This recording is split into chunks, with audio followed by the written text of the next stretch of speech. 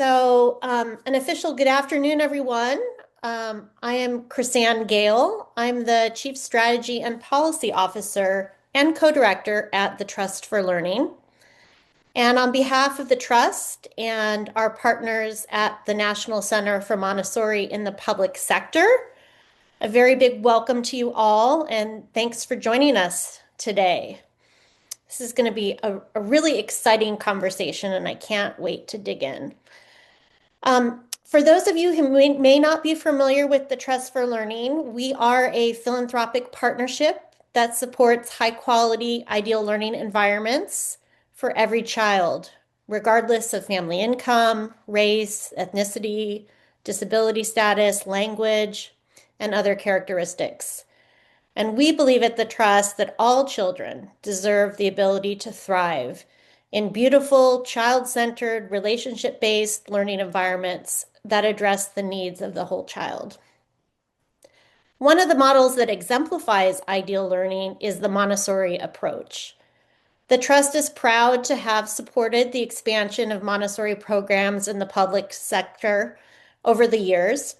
And we're here today to learn and understand what the latest research is telling us about public Montessori programs and what we can do with that research.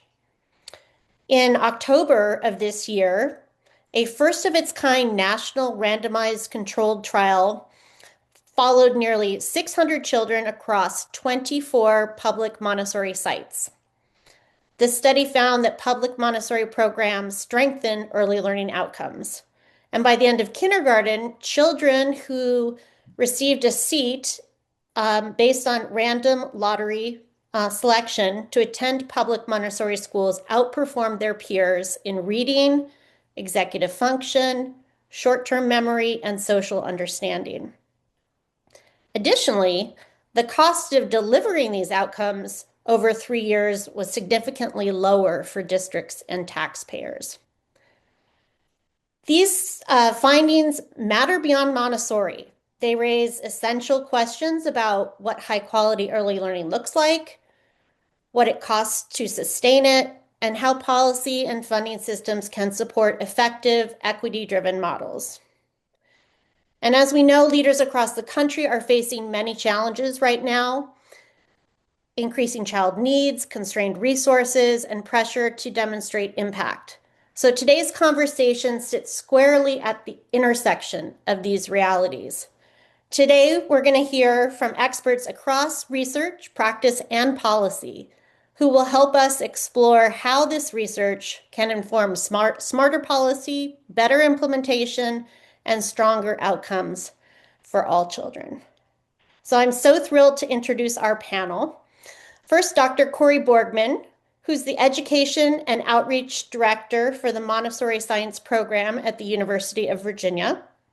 Her role there focuses on leveraging the lab's Montessori research, such as the study that we're talking about today, into tangible, positive community impact. She's also personally the proud parent of 3 Montessori-educated daughters. Denise Monnier is the Senior Director of Policy and Advocacy at the Montessori Public Policy Initiative, which works to advance public policy that supports equitable access to high-quality Montessori education. At MPPI, Denise supports state advocacy groups with the tools, coaching, and support that they need to be effective policy advocates. Denise is also the proud parent of a Montessori-educated daughter. Dr. Karuna Skaraya is currently the Montessori Instructional Program Coordinator at Robert Goddard Pre-K through 8th School in Prince George's County, Maryland, where she has been for almost 20 years. She's also a National Board Certified Teacher and the 2023 Prince George's County Washington Post Teacher of the Year. Congratulations. And the conversation today is going to be moderated by Sarah Suchman, the Executive Director of the National Center for Montessori in the Public Sector. Her work focuses on increasing the number and ensuring the quality of publicly funded Montessori schools across the country. So before I turn it over to Sarah, just a few housekeeping notes for everyone. We invite you to participate in today's session through the Q&A feature on this webinar. You can submit questions throughout the webinar. You can also upvote other submitted questions that reflect your interests or priorities. And then finally, as I mentioned before, a note that today's webinar is being recorded. So you will all be sent a replay to anyone who had registered to participate, and you can revisit or share it later with folks. So now I'm going to go ahead and pass it over to Sarah to kick us off with our panelists. Thank you, Chrisanne, and welcome everyone. I think one of the things that's so exciting about this panel that we put together today to talk about this research is that it's bringing together research, practitioner, and policy. And it is so important that those three, that triangle is complete, that research, that the problems in the field that the practitioners are facing are what inform research. And then in turn, that the field allows itself to be influenced by the research that comes out. And of course, policy is the link between making that able to happen. So thank you all so much for being here.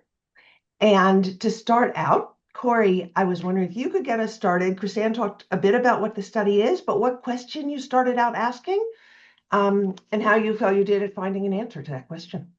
Great, thank you. Um, so this study was a collaboration between the Early Development Lab here at UVA and AIR, which stands for the American Institutes of Research. It's been underway, or it had been underway for 7 years, and that's because our first cohort of students was interrupted by COVID. And so we had to throw out an entire year's worth of data, wait for COVID to pass, and start all over again. But as Chrisanne mentioned, the study followed 588 children, and those children were distributed amongst 24 oversubscribed. So they had to have a lottery, they had to be oversubscribed and have a lottery so that we could be a randomized control trial. They were distributed amongst 24 oversubscribed public Montessori schools that were all across the US. So a little less than half of the children won the lottery to attend a Montessori school, and a little more than half won the lottery, lost the lottery to attend. And they had a wide variety of early childhood experiences.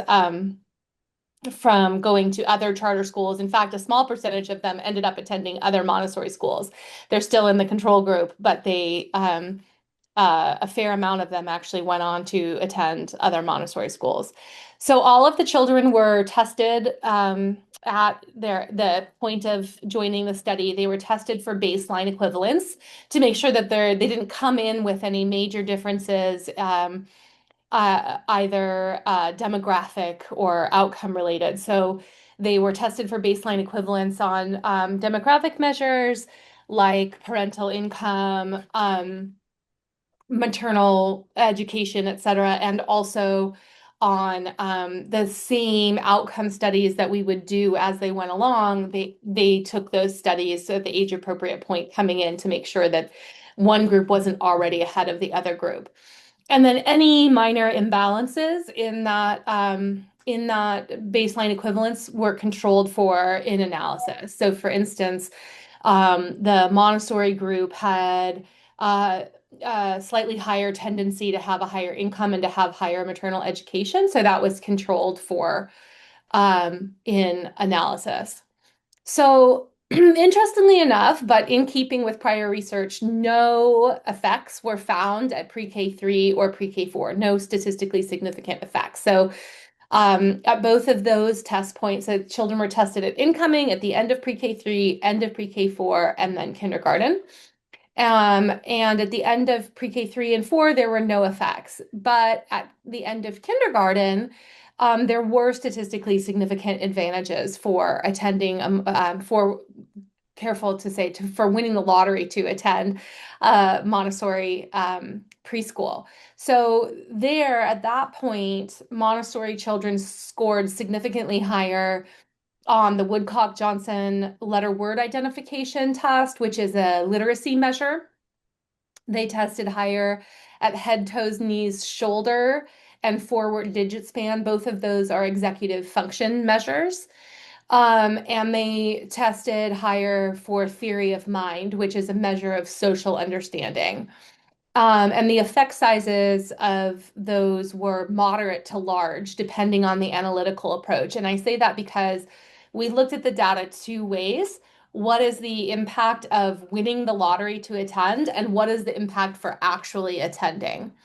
And strangely enough, the more policy relevant the more policy relevant question is what is the impact of winning the lottery to attend, because that's the only part that we can control from a policy level. Um, no significant differences, or a couple of tests where we didn't find significant differences between the Montessori students and other children. That was picture vocabulary, which is another literacy measure, backward digit span, which is another executive function, and then social problem solving, which is a measure of social skills versus social understanding. But as Chrisanne mentioned, one of the more surprising findings, though, was related to our cost analysis. So, contrary to our incoming hypothesis, which we hypothesized going in that Montessori would be more expensive, but potentially worth it given the outcomes, we actually found that it was less expensive, and by about $13,000 per child over the course of 3 years of attending Montessori school. This appeared to be due largely to the higher classroom ratios in Montessori classrooms. So Montessori classrooms tended to be operating with about 50% more students per classroom than the traditional. So that is my overview of the findings. Wonderful. There's one question in the chat. In terms of giving the testing these children, you did it baseline and then after the 3-year-old year, the 4-year-old year, and the kindergarten year? Yes. Great. And we are currently in the process of seeking funding to follow up at the third grade. Great. And then I'm going to get later on when we talk with the practitioner, we're going to talk about the larger class size, because I think it's interesting, and it kind of goes against common knowledge that smaller class size should matter, and we should have smaller classes. But I'd like to ask you a question, Corey, a technical question about the study. And one of the challenges that a lot of people will bring up in implementing Montessori's is training the teachers and the cost of training the teachers. And I'm wondering, in this study, when you were doing the finances, do you know over how many years you amortize the cost of teacher training and how you make Yes. that decision? Yeah, so the cost of teacher training was amortized over a period of 25 years. And that was based on several interviews with Montessori experts and also general early childhood experts about a reasonable career length. Now, when you think about that, there's some obvious limitations there, right? There's some kind of obvious issues where a teacher might not stay in the field that long, or they might stay in the field, but they might not stay at the same school. So the school that absorbed the cost may or may not be the school that actually reaps the benefits of that cost.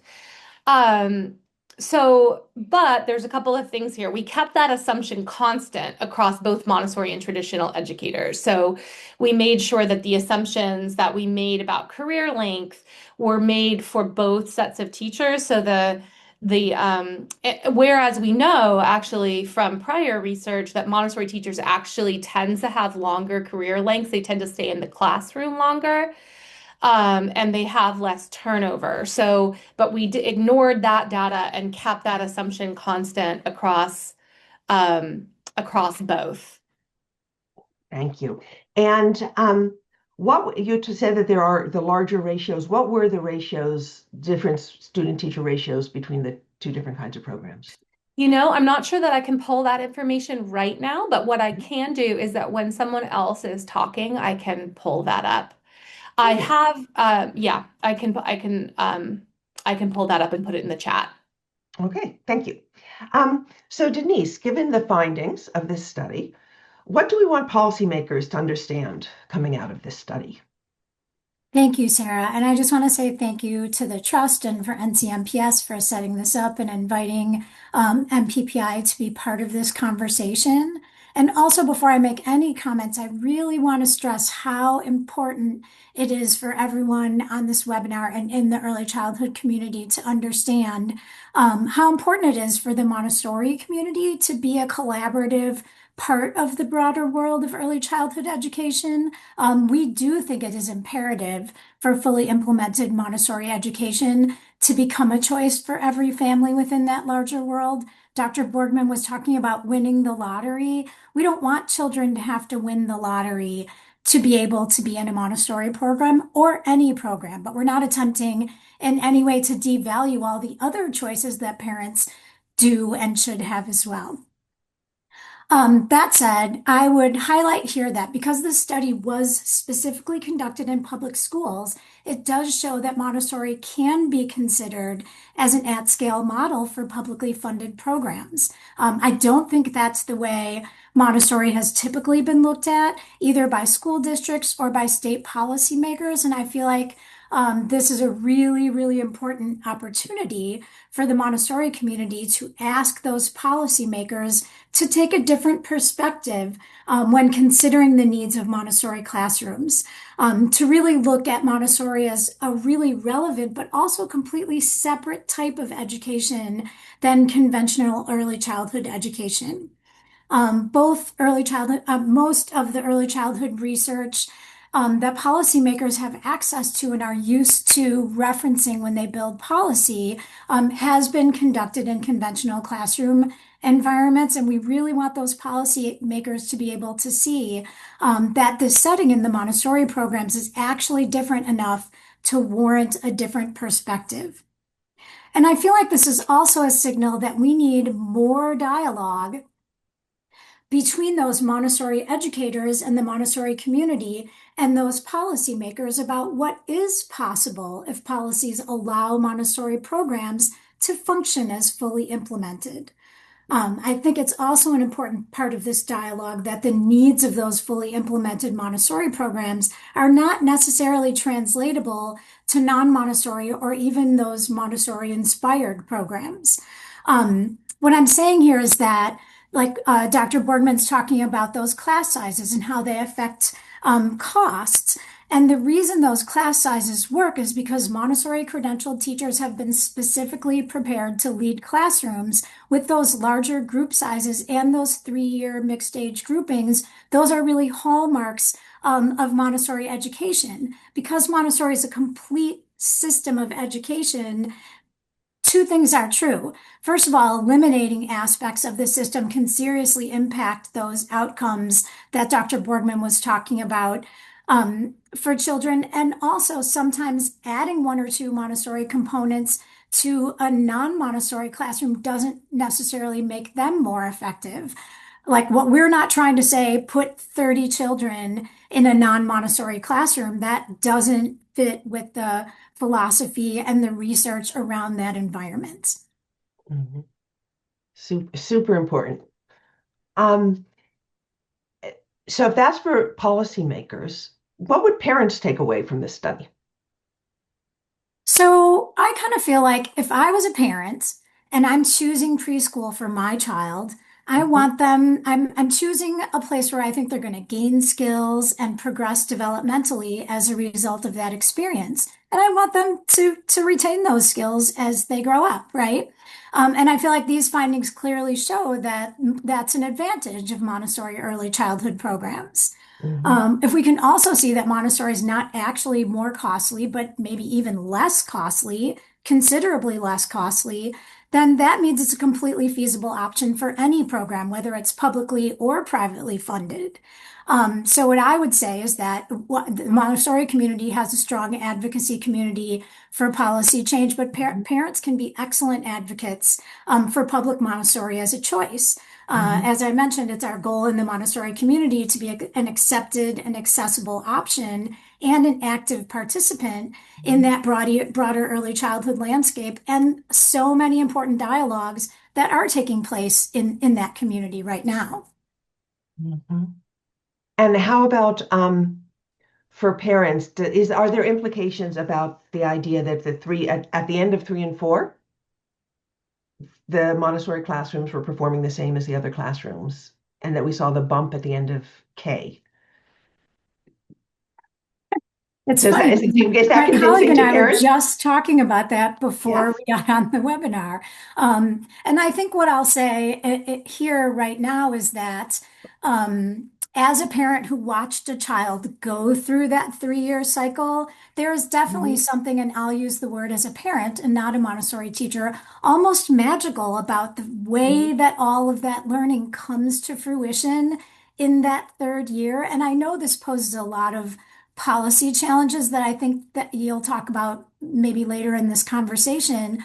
But I think it's important to understand that that 3-year commitment and the commitment of funders and programs and school districts and states to making sure that's accessible for families is really important, because when parents Mhm. are faced with a choice of, do I take my child out of the Montessori program and put them in public school kindergarten, where maybe all of their peers are starting at a 1st year start to school, which is very Mhm. traditional, what we expect. That's probably what we all did, right? Or should I have them stay for that last year? I think that it's really important for parents to have that information about how important that is. And we're not saying there's a loss for being in Montessori. Mhm. Uh, for pre-K 3 and 4, we're saying that those benefits are really amazing in that 3rd year. Mhm. And I could go on, and I'm sure that everyone else on this panel could too, about why that's the case.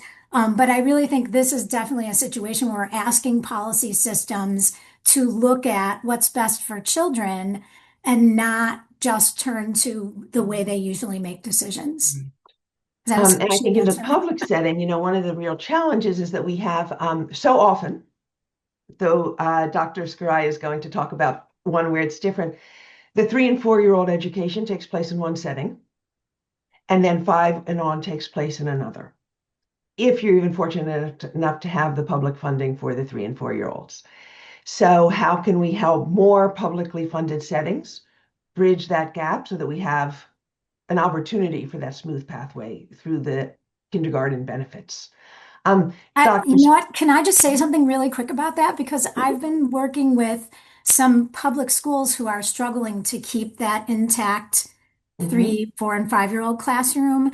And I was at a conference of policymakers recently and talking to someone who I consider to be an authority on this type of thing. And we went back and forth a little bit. And I was telling her that I was talking to a school district where they use their specific school district funds to fund those classrooms to make sure they can have 3, 4, and 5s Mhm. together.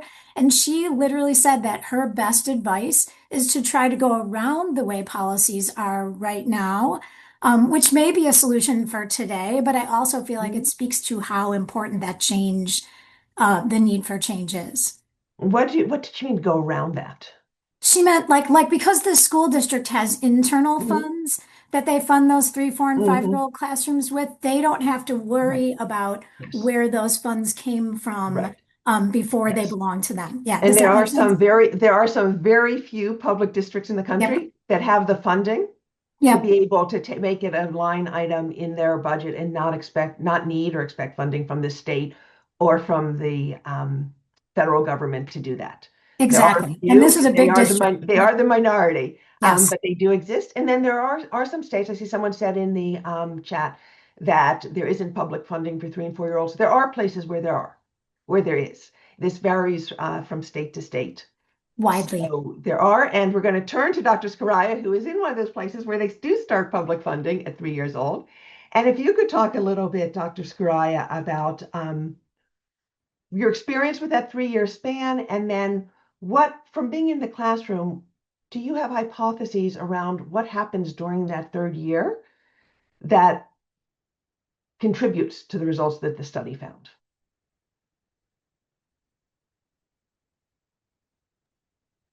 Hi, everybody. Thank you so much for being here. Yes, the enigma of what happens in a Montessori K classroom. But before we go into that, we need to figure out and think about what actually happens before that when students are 3 and 4 years old.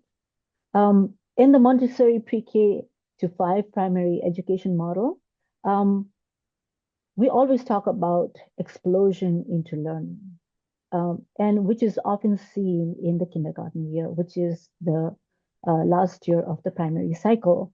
The child's early exposure to phonological and phonemic awareness begins actually at 3 years old, and it's internal. When they're exposed to a language-rich Montessori environment, which is also the Montessori classroom, um, there is automatic learning happening, which may not be visible in the meantime. It's internal. Um, the act, the action of learning is unconscious and multisensory at that age. The phenomena about explosion into learning aligns with the key developmental milestone in the first plane of development from 0 to 6, which Dr. Maria Montessori referred to as the absorbent mind, where learning is effortless. So when we are thinking about what really happens in K, we have to think about what's going on. Why is the Montessori environment so important at age 3 and 4? Because it just doesn't happen overnight.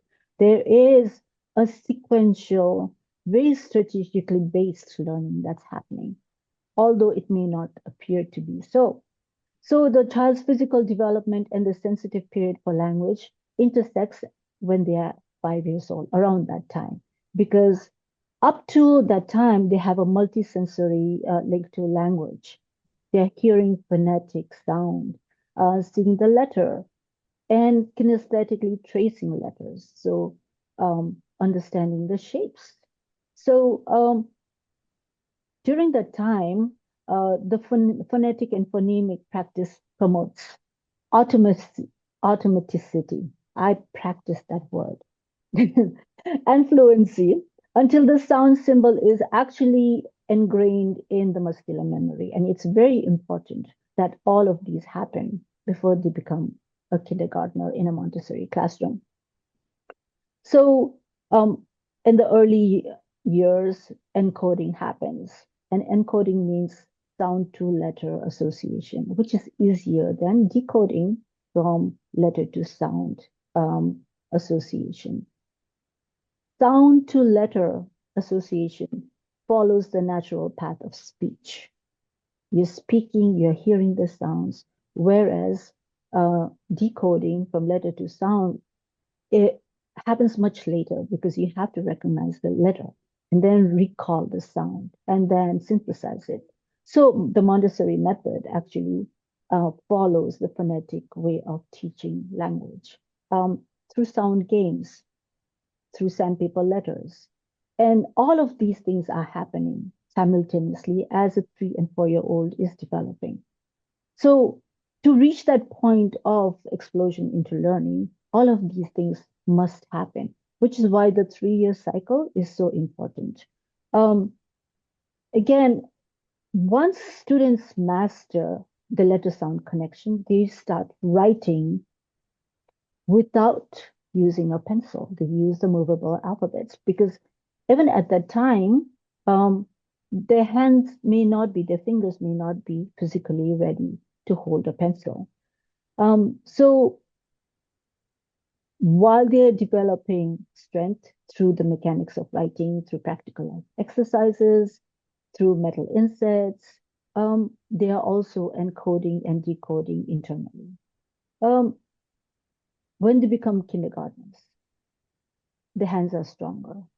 Their physical fingers have mastered so many of the practical life exercises, buttoning, using button frames, dressing frames, zippers, and all kinds of things where the fingers have manipulated many other, practical life works in the environment.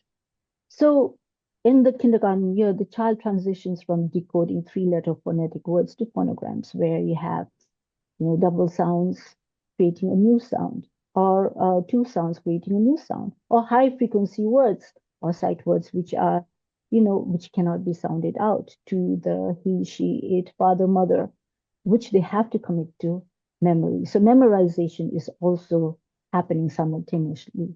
And then reading phonetic books with fluency.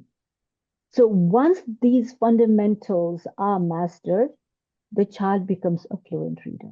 That's what you see as a kindergartner. You suddenly see this fluent reader who's able to articulate their ideas, who's able to write stories. It may be phonetic, but they are able to write streams of consciousness. Um, and depending on what the teacher has introduced to them, they may still not be able to hold a pencil, but their thoughts flow out through the movable alphabets. The moment they have that fluency in reading, they start recognizing that each word in a sentence or a phrase or sentence fragment has a function, at which point the teacher introduces grammar using grammar symbols. So by the time they are in kindergarten, and many of them are able to read quite well because of early exposure to language. So I believe, speaking to the findings, that the Montessori method nurtures the unconscious and effortless learning that occurred through early and systemic exposure to listening, speaking, writing, and reading, especially in this order. Okay, reading comes last because of the decoding.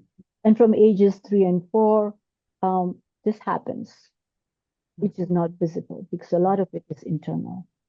At age 5, it becomes dramatically visible as students move seamlessly from encoding to decoding, synthesis to fluency, and then from concrete to abstract. So this is my take on the findings of the research as a long-term practitioner and one who's still in the school system and working with 8 Montessori teachers. Thank you. And this is so interesting. I was just today, an hour ago, on another call with Corey where she was talking about research. And one of the things that your answer made me think about is whether would there be a difference? I mean, in Montessori, we're we have our 3-year age groupings, and we believe they're developmentally the right 3-year age groupings.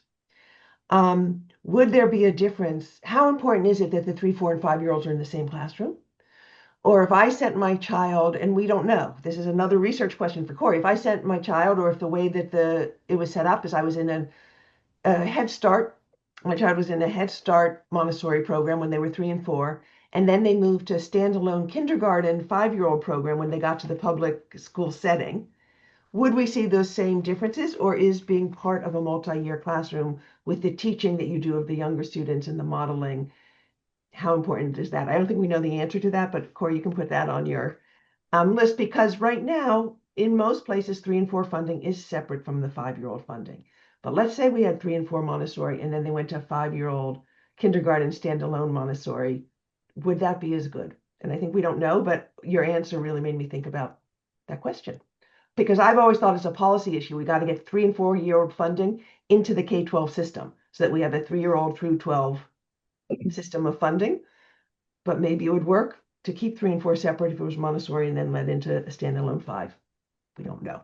Anyway, interesting. More questions for you, Corey. Karuna, do you have any challenges in keeping in that 3, 4, and 5? You work in a district in a state that funds 3 and 4-year-olds. Are there challenges to running those 3, 4, 5-year-old classrooms, pre-K 3 through kindergarten classrooms? Well, in terms of course, at the end of the day, it comes down to funding. In terms of having the students remain in the same class for 3 years is not a problem. We have bigger issues in terms of funding for professional development for teachers, buying those materials. And interestingly, I was thinking about why it may be more economical to have a Montessori classroom is because the materials that you buy would automatically last for more than 5 years. If it's well preserved, you don't have to buy that your initial investment would go into teacher training, you know, and then ongoing professional development, and then of course replacing broken materials. Um, Next thing is Montessori trained teachers. There is a huge dearth of Montessori trained teachers. And those who are Montessori trained would rather stay in the private sector than go to the public sector just because of standardized testing. And, you know, uh, teachers have to be state certified as well. Um, in terms of the curriculum itself, teaching pre-K 3 and up to K, the districts often mandate certain things. So the Montessori curriculum, which is actually very circular, we say by age 5, they will be learning how to read, maybe a chapter book or whatever. But the state or district curriculum is very linear. They say, okay, what are they learning at age 4? And why haven't they mastered these skills? What are they learning at age 5 in kindergarten? Why haven't they mastered these skills? So it's not so fluid. And in order for us to translate the Montessori curriculum into that standardized scoring is very difficult. So these are more about the technical part of accountability towards a district or a state, um, which you will see more prominently in kindergarten because the state is more concerned about kindergarten scores because it factors into the district performance and the state performance. So other things that are, the smaller things, well, actually it's not small, but the physical infrastructure would be a bathroom that is for a 3-year-old and a 4-year-old so that they don't have to walk all the way down to the end of the hallway, and which means your paraprofessional is always on the lookout. Instead of assisting the teacher, the paraprofessional is doing bathroom. So that becomes a big issue as well because it takes away from instruction time rather than having an attached bathroom that caters to a 3 and 4-year-old. And from independence. And from independence, yes, which is one of the main goals of Montessori is independence. Yeah. So a question that sometimes comes up and is, I think, tangentially related to this study is around play. And there's a lot of talk in the early childhood ecosystem about how important play is for children. A lot of research on that. A lot of policy towards and a lot of advocacy towards play-based programs. And Corey, I'm wondering if you can talk a little bit about, is Montessori play-based? Is it not play-based? How should we think about it? And how does Denise talk about this when she's in policy circles and people say, well, we need a play-based program? Or NCMPS is in an implementation setting and people say, well, our parents really want a play-based program. How should we think about that? Yeah, that's a really good question. And I don't think even amongst the folks that are gathered here today, you're going to get a definitive answer. I think, Dr. Scaraya and I did not confer ahead of time, so you might see some overlap in our answers and some divergence in our answers. Because there's a lot of perspective and definite how you define play-based learning and such involved. But for those who are particularly interested in this question, I can recommend 2 really relevant readings that have come out of our UVA lab. And those links to direct access are going to be put in the chat. The first is an article called Playful Learning and Montessori Education. And there'll be a link to that. And the other called is Pretend Play and Fantasy. What if Montessori was right? And there's a link to that. Having read those articles and a lot on this subject, my perspective here is that a majority of the conflict or confusion surrounding this question in the Montessori community and outside the Montessori community looking in stems from our culturally specific, is really important to understand. It stems from our culturally specific tendency to conflate play with fantasy play. And fantasy play is, in fact, largely absent from Montessori classrooms, if not entirely absent from Montessori classrooms. But what a lot of people don't understand is that it's also entirely absent from most cultures on Earth. Fantasy play. Fantasy play is pretty exclusive, pretty specific to Western industrialized cultures. So it's not at all a developmental given or a developmental requirement. And I think a lot of people from observing in Western culture say, oh, most kids engage in fantasy play. Most kids in Western industrial cultures engage in fantasy play. And yet children learn according to the innate drives of how humans learn in cultures all over the world without engaging in fantasy play. Um, but on the other hand, Montessori education does align quite closely with the characteristics of what's defined as a playful learning approach. And so playful learning approaches are promoted by educators and researchers very widely as the developmentally appropriate alternative to sort of didactic, teacher-centered instructions, right? So playful learning approaches, they fall on a continuum, right? There's a lot that falls within what would be called a playful learning approach. And that continuum ranges from free play to guided play, right? And then didactic teacher-centered learning is on the whole other side. And so everything in that continuum is characterized by free choice within some degree of structure, right? Hands-on learning with manipulative objects, interactive lessons, peer interaction and collaboration, and intrinsically motivated work, and is also fun. Right? So that's kind of the definition of what a playful learning approach is. And I think all of that sounds very familiar to us.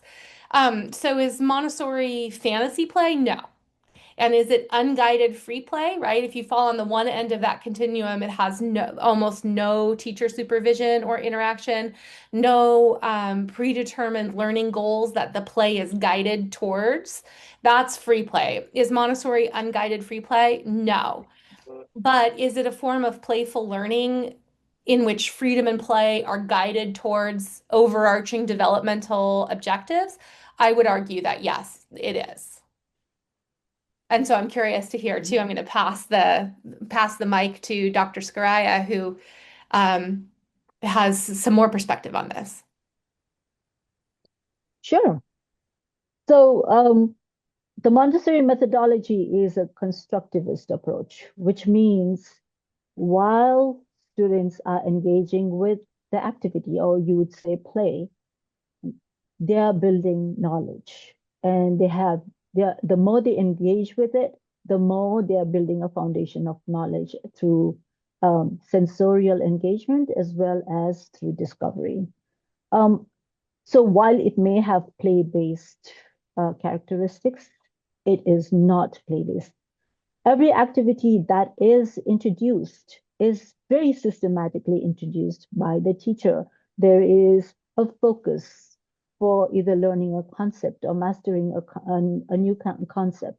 So everything is very systematic. There is control of error where children learn something and figure out that, oh, this is not quite right, and they self-correct.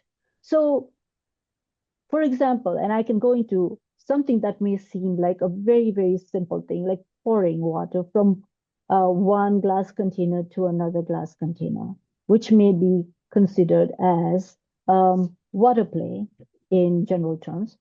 It is not quite a water play in the Montessori setting. Imagine a 3-year-old taking a glass container and pouring liquid from one container to another. What kind of self-discipline it requires? So imagine your own 3-year-old or a 4-year-old. You have to sit down, you have to focus. There has to be hand-to-eye coordination. There has to be control of movement. There has to be precise movement so that the water does not spill. And there is also that internal willpower that needs to resist against dumping that water. So what happens if there is a spill? On that tray, there is a small sponge which actually soaks up the water. So even such a simple activity as pouring liquid from one container to another requires all of these internal development and self-discipline, which is actually the focus of the whole exercise. And then cleaning up after themselves and putting the tray back so it's ready for the next person. So this has a whole lot of um, developmental, something that addresses the developmental needs in terms of order, in terms of completing a cycle, putting it away, and responsibility so that you make it ready for another student. So what may appear to be like a Montessori or may appear to be like a free for all, unstructured play, actually there is a lot of internal development going on. And through the engagement of senses and through the kinesthetic learning, you will see that every activity is geared towards generating the joy of learning and curiosity and wonder, which may be translated or perceived as play because, oh, they're having so much fun. But actually, their curiosity is being appeased. It is their scientific mind that is being developed. So is Montessori play-based? Perhaps if you look at it without understanding the fundamentals of it. But if you ask a Montessorian or teacher or parent who has a child in a Montessori classroom and who is engaged in the Montessori philosophy and pedagogy, they will tell you that no, it's not random play. It's very That is very interesting. And as Dr. Borgman predicted, a little bit disagreement. One of the things that I raise, and then we're not going to spend a lot of time on it because I want to get to some questions, but that part of whether you define it as play-based or not depends whether you're looking from the adult perspective or the child's experience. And though it may not look to the adult, we know the structure behind it. So it may not look like play to us. The child's experience of choice, flow, experimentation, self-correction, those are all elements of what is a general understanding of play. So it matters whose perspective, but the child, I think, experiences it as play much more than our adult eyes experience it as play. And which one really matters, right? For child development, which one really matters? And we could do a whole nother, maybe we will do a whole nother webinar on but play. I can I comment on that? So again, productive struggle can also be perceived as play. If you are struggling to put together a puzzle, Yes. but there is a systematic learning. You can't just dump a whole lot of puzzle pieces and expect it to. It does require all of those things, you know. So all of these underlying, elements do fall into the Montessori concept of play, which is again translated as work and learning. So I think it all depends on the semantics as well. So before we go to a couple questions, Denise, there is a well-known, and this is sort of where we started the session, and frustratingly common disconnect between research and practice. We kind of at the National Center say everybody says they want research, but then when we show them the research, they say, yeah, but, and they want to keep doing what they were doing before. As a policy specialist, how do you think about about the connection between research and practice? Thank you, Sarah. I think this is a really important point. And I'll say I spend a lot of time with policymakers at all different levels and in all different spaces. And I know that that is a very difficult job. There are so many details. And I feel like I'm always telling them what to do. And so I just wanted to preface what I was going to say with, we do appreciate your work. But I think that my answer to your question is that it's really important to keep updating policy requirements as we learn from research about what it is that makes excellent early childhood education. And I think I can put this in like a little bit different context just to give us a different perspective. And I always think like, what if there's a community that wants to build a public swimming pool that everyone can use, that everyone can access, right? I'm going to guess that they're going to need to follow a very stringent set of standards for safety, for accessibility, and they really have to like stay in that line, right? Because it's for the whole community.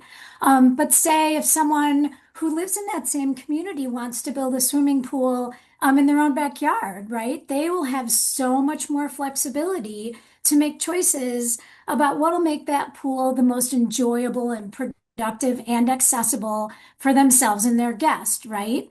And I think that those same options that are available to that person building their backyard pool might really help that community pool be a better experience for everyone, right? So I think we have to have the responsibility to keep those accountability measures up to date with the latest research and learning. Yeah. Does that I make love sense? I love that point. So it's not public dollars, public accountability. That public pool does need more stringent safety because people are trusting that the public being is watching out for them and their safety. They need more stringent accountability and safety, but we can't let that accountability and safety get stuck in the past. We need to keep updating what the rules at that public pool are based on the research that we're learning. So we can't get stuck in this is the student teacher ratio that has to be everywhere because this is the way we've always done it. If we have research that shows something else, then we need to update the policy on that something else. Wonderful, wonderful point. Thank you, Denise. Thank you, everyone. And are there a couple questions that someone can help me see from the chat or put a question in the chat? Because it's been scrolling and I have not been watching. It's hard to be present in a webinar and also be reading for questions. So if you have any questions, you want to put them in the chat. I'll say something funny about play Mhm. to fill a couple seconds of free time. Okay. I was at an early childhood conference with a Montessori colleague a number of years ago, and they went to a session about play from a play expert. And my colleague was really nervous to go up at the end and ask a question and say that she was from the Montessori community. And so, but she did it anyway, and she said who she was. And the play expert said, but Dr. Montessori invented play. It's wonderful. And I think maybe we could, maybe Trust for Learning Fellow, Bring maybe that. we can do another webinar on play because I think it's a really interesting question. People use the word, and I'm not sure we're all talking about the same thing and why it matters. There was a question back earlier in the chat, Corey, about how you knew. The question was, how did you measure fidelity in the classrooms? I'm going to say, how did you know you were looking at Montessori classrooms when you Yeah. chose your schools to look at? That's a great question. And we included so just to know, we included any Montessori schools that called themselves Montessori schools, but we did conduct a fidelity measure within them. So it was a fidelity measure created by a large group of Montessori experts, both within our lab and outside consultants. And I will say it wasn't, so to participate in the study, you simply had to meet a baseline fidelity inclusion. So it was almost like the Montessori essentials, right? So you had to have trained teachers, you had to have an extended work period between 2 and 3 hours. You needed to have a full complement of Montessori materials. So to participate in the study, you just needed if somebody walked into the classroom, this would be a recognizable Montessori classroom. But you didn't have to, score you didn't have to pass like a rigorous fidelity because we actually want to see that variance because that's another one of our study questions. Is there anything about fidelity? So we want to make sure that these are Montessori schools that know the basics of what Montessori is, but that within that there would be as wide as Mhm. possible variance in practice so that we can look at that and see if there were any outcome differences based Mhm. on fidelity. Mhm. We're not That's there what. yet. There's many, many studies coming out of this data that will look at, one of them already came out even before this that had to do with class quality scores and class sizes. And now there'll be a lot of these sort of sub questions that are released in other papers. So that's really interesting because one of the questions, there is and we face this all the time when we're on the ground in schools. Um, is Montessori an exacting practice in science, or is it really robust and you can get outcomes with great variation in what traditionalists might think of as quality or implementation, fidelity implementation?